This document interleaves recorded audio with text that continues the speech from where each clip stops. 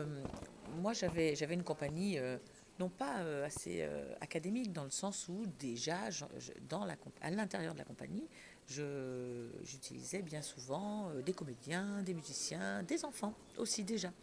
Donc j'avais cette espèce d'ambiguïté-là où, j'avais besoin d'un univers assez large en fait, qui ne se bornait pas à avoir simplement des danseurs, lambda. Et puis après en 89, le ministère de la Culture m'a demandé d'intervenir dans les quartiers de Marseille. Donc je réfléchis à deux fois, évidemment, connaissant voilà, ce qui s'y passe. Et du coup, j'ai décidé de dire oui, à condition que ce soit des enfants.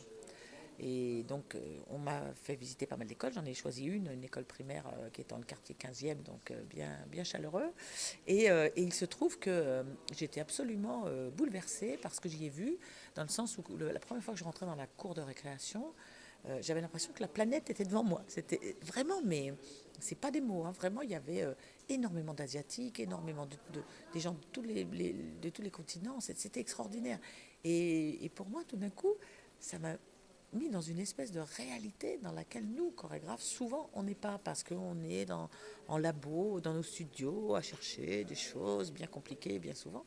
Et là, tout d'un coup, c'était simple. C'était la vie, c'était justement cette pluriculturalité et c'était cette envie énorme que les enfants avaient de travailler avec nous. Donc du coup, on a fait un premier film qui s'appelle Mansoria que Luc Riolon avait créé avec moi.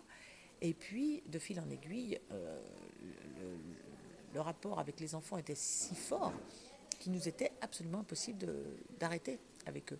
Et donc, ça fait 25 ans que ça dure, en gros. 25 ans qu'on intègre des enfants du quartier, qu'on travaille avec eux, qu'on essaye de... Là, on est très fiers quand on a, par exemple, la jeune, enfin, la jeune femme cambodgienne qui était là, elle est avec moi depuis qu'elle a 8 ans. Ah, elle en a 33 et un bébé elle-même. Donc ça, c'est des histoires fabuleuses.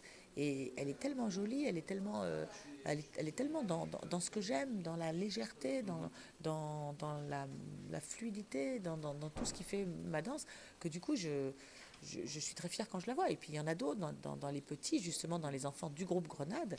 Il y a des enfants qui viennent vraiment des quartiers. Et, euh, et parfois, on va dire, ceux qu'on remarque le plus viennent de là. Et là c'est une grande victoire parce que, par contre, par rapport à il y a 20 ans, c'est beaucoup plus difficile parce qu'il y a d'autres choses qui sont intervenues dans les quartiers. Il y a Internet, il y a beaucoup de sport, il y a des choses comme ça, ce qui fait que nous, on a beaucoup plus de mal. On y est toujours, hein, ça fait 20 ans qu'on est dans les mêmes écoles. On n'a pas lâché. Mais c'est beaucoup plus difficile de les intégrer, surtout que ce qu'on fait quand on doit faire du McGregor ou du Lucinda Child. Je peux vous dire que si on n'a pas les parents derrière, c'est quand même un peu compliqué. Mais bon, on en a quand même, et ceux qu'on a, c'est vraiment des gamins super intéressants. Donc évidemment, le quota est un peu réduit par rapport au début. On avait 100% d'enfants de quartier au début, il y a 25 ans. Là, maintenant, on a à peine 10%, hein. Mais par contre, ce qui reste, c'est quelque chose, quoi. Donc on est très content de ça.